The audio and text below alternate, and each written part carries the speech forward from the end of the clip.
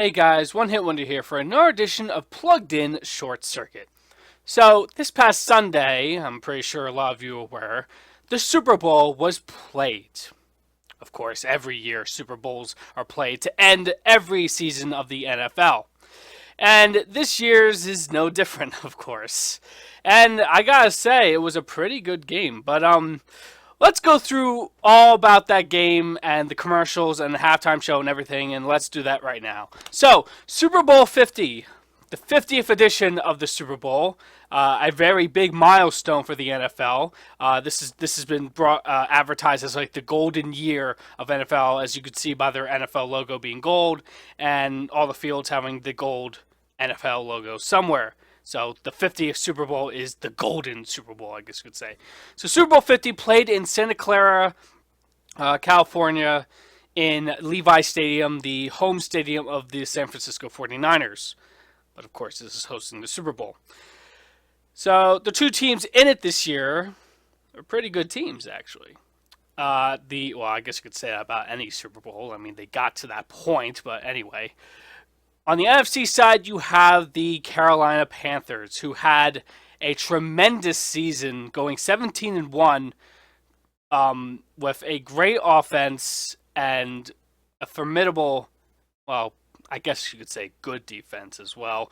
But no doubt that the team was led by Cam Newton, the quarterback, and he definitely has led this team to the Super Bowl, and that's apparent also in the fact that he won the MVP award for the general season MVP award for most valuable player, of course. So Carolina was definitely on fire. They had a very good postseason, basically destroying both the Seattle Seahawks and Arizona.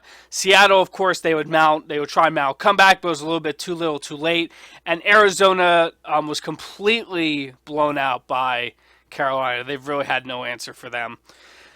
On the other side, on the AFC side, you have the Denver Broncos, which offensively has not been that great of a team, but thanks to its impressive defense and a return of Broncos quarterback Peyton Manning taking over for Osweiler, in turn after Osweiler took over for the injured Peyton Manning, led the Denver Broncos to a number one seed in the AFC, and they also beat the Pittsburgh Steelers and also the defending Super Bowl 49 champions, New England Patriots, in a very tough-fought game of their own.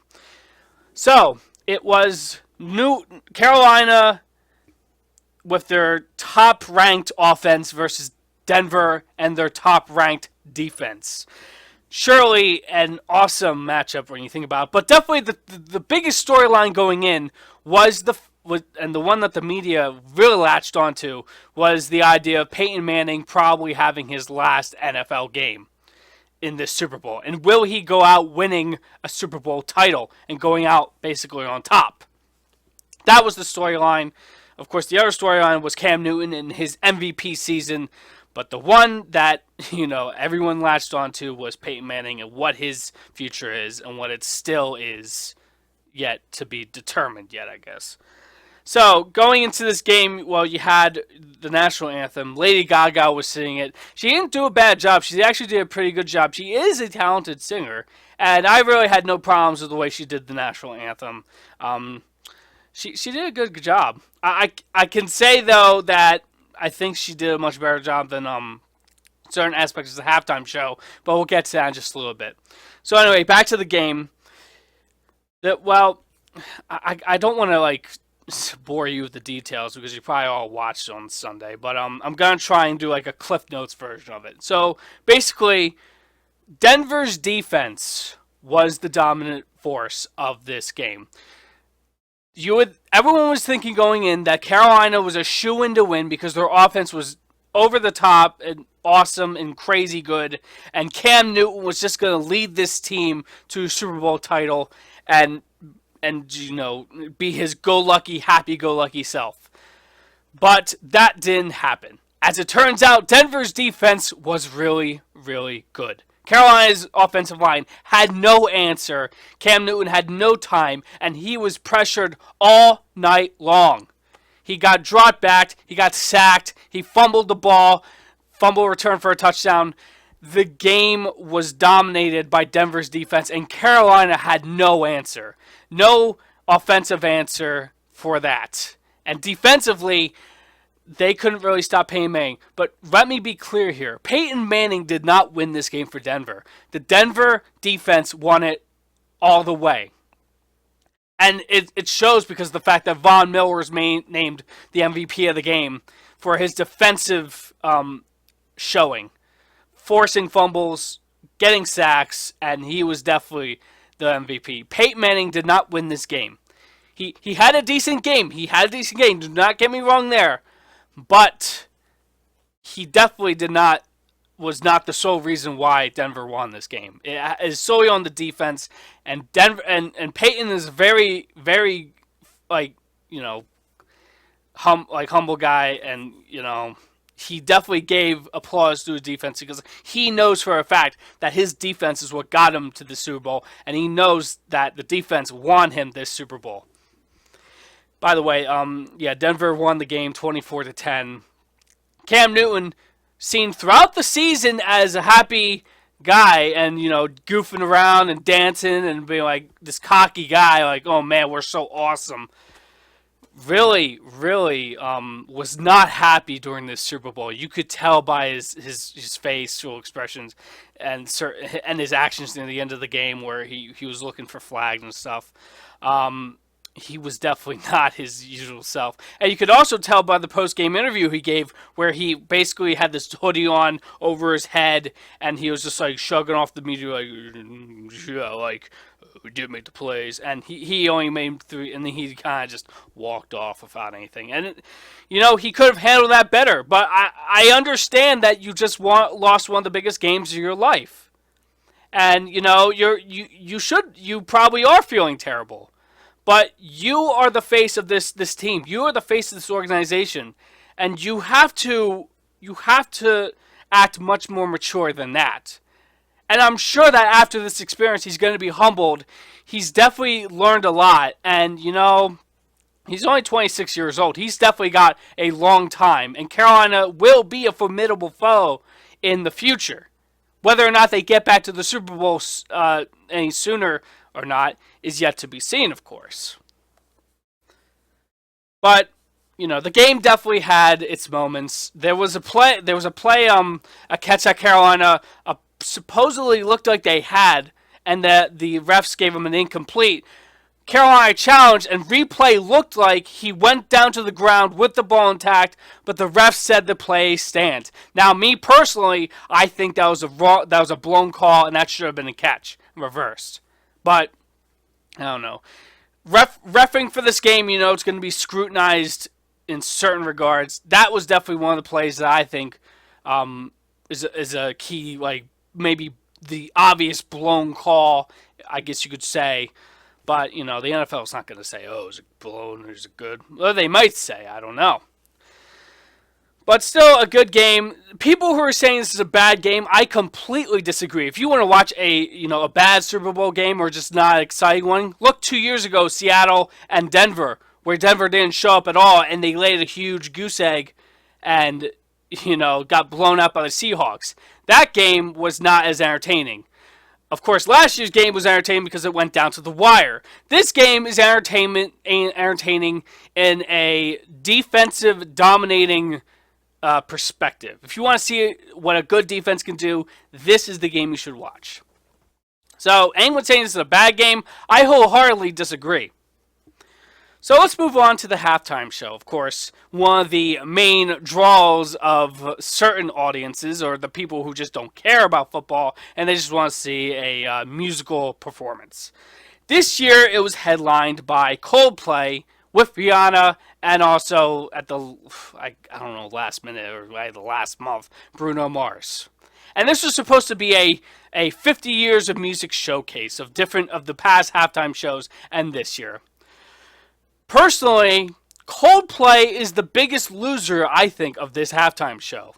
They did not do that good of a job, and their audio levels were all over the place, and they didn't sound that good. Viva La Vida, they did play, and I mean, I think that was probably the best sounding song that they did. They didn't do clocks for some reason. They had the melody, but then they stopped and went to this montage thing. But they looked ridiculous. Their stage setup, kind of weird. The whole bringing in kids marching band violins looked fake and stupid. In fact, the whole production was shot in like a 30 FPS camera, or like not like 60 frames per second camera like it's usually done. Um, a lot of people were thinking, is this pre-recorded? I would hope it's not pre-recorded. If that's pre-recorded, then that is a huge disservice to those fans who are at the game. I would think it's a live thing. But some people were saying because of the way it was shot, maybe like, what, is this pre-recorded or something? I don't know. Rihanna, she was there a couple years ago. I don't know. Well, I guess Bruno Mars was there too. But, she did a good job. Everyone's saying, oh, she won the halftime show. I don't know. I guess she did a better job than I think Coldplay did. Then you have Bruno Mars, who I think did the best to try and save this halftime show. And he did Uptown Funk, of course. Who's surprised of that? And I think he's the one that pulled the best performance of that halftime show. Coldplay, I just think they're the top billed one, and they seriously dropped the ball because I think that Bruno Mars did a much better job, and Rihanna was just there. Of course, she used her new single to, boost her, effectiveness, I guess. But I just think it was a poor showing by Coldplay. And I honestly think that halftime shows should go back to just one act, one person, one band, one singer, and just have a surprise guest maybe. But don't announce it ahead of time. I don't want to see these multiple act things because then you get this problem where you have one act beating the other act in terms of how good they were. And it's like a competition or something. And this was made worse because of the fact that because of this 50 years of halftime shows, you had this montage of past halftime shows which are infinitely better. Like you had Elton John, you had the Rolling Stones, you had Michael Jackson for God's sakes, and you had like all these past shows. Katy Perry even. I would say Katy Perry's halftime show is a lot better than last year. I'm not talking because of that left shark meme. I just think that was a better show.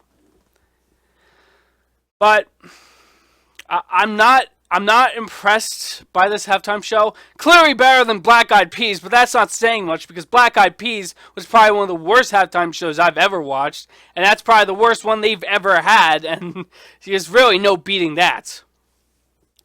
Lastly, let's talk about the commercials. Or let's talk about the lack thereof of good commercials. I think a lot of these commercials this year didn't really try, and a lot of them are forgettable. A lot of them just didn't have that staying power that I would be, remembering that much now. Of course, last year was dominated by depressing insurance commercials, which has like kids saying like, "Oh, I died and I didn't have insurance" or something like that. Had insurance companies thinking, "Okay, let's say dying kids will sell insurance policies." Yeah, okay, what a great idea. Nah, no. This year, however, we didn't see that kind of morbid stuff. But the one in the U.S. Times today's rankings, that one car commercial of Kevin Hart was apparently the number one. I completely disagree. Number two was the Heinz Wiener Dog ketchup commercial, which I thought should have been number one. Personally, it should have been number one. That was probably one of the best commercials of the night. Especially, it's not that hard when you got a bunch of wiener dogs dressed in hot dog costumes running at people dressed in ketchup costumes. I thought that was probably the best commercial of the night.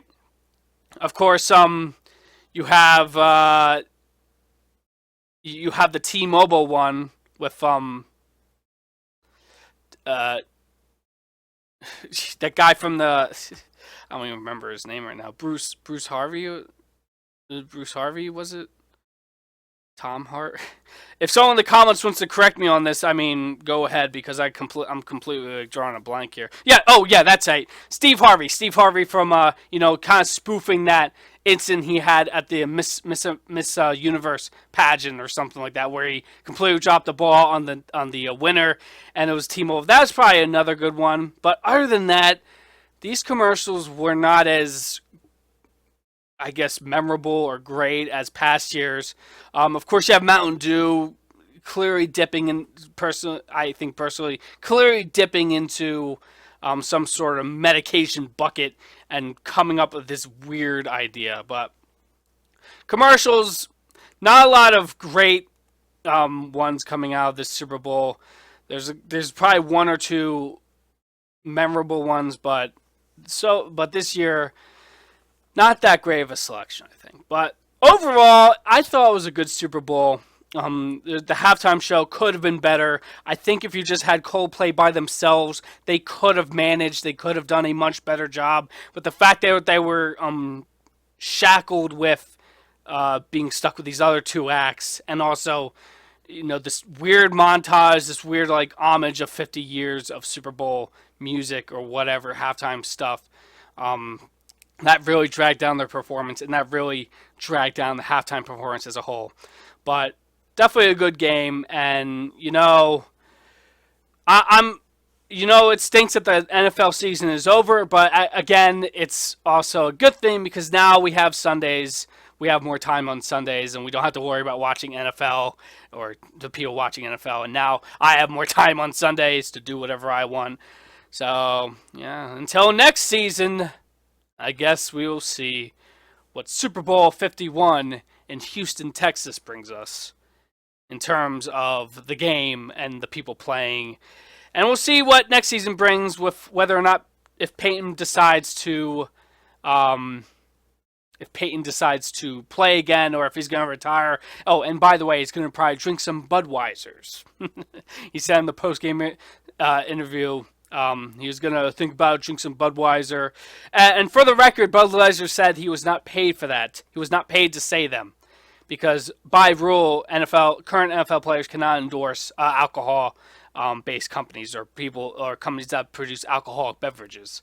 So he was not paid. And also, if you saw that post-game thing, you saw the Papa himself, Papa John, give Peyton a pat on the back. No doubt that's going to be used in a future commercial. And Peyton should retire. He's proven he's proven himself. He's going out on top.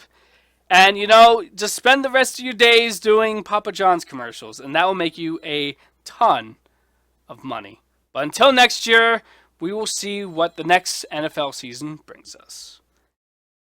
I'm One Hit Wonder, and this has been Plugged In Short Circuit. I'll see you next time.